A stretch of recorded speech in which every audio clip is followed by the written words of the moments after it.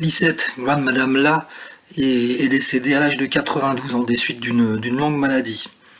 Une emblématique politicienne qui était très ancrée à droite s'est éteinte après plusieurs mois de lutte contre un cancer de la gorge.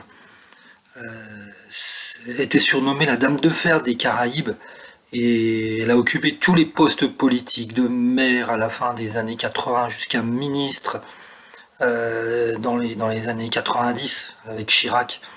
Elle était d'ailleurs une très grande amie de Chirac, l'ancien président.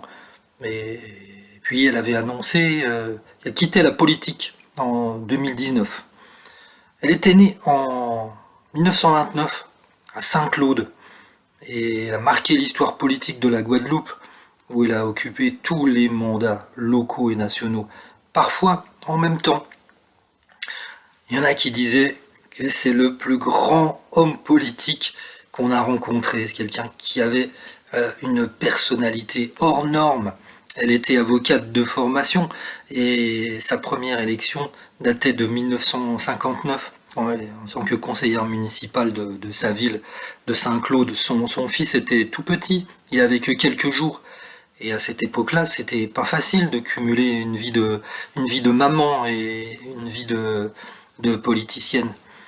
Elle avait soutenu Valéry Giscard d'Estaing en 1981, mais c'était le début de son ancrage à droite.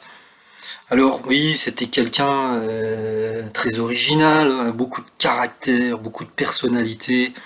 Et bon, sa carrière, il faut le souligner quand même, est émaillée d'affaires de corruption et d'autres démêlés judiciaires.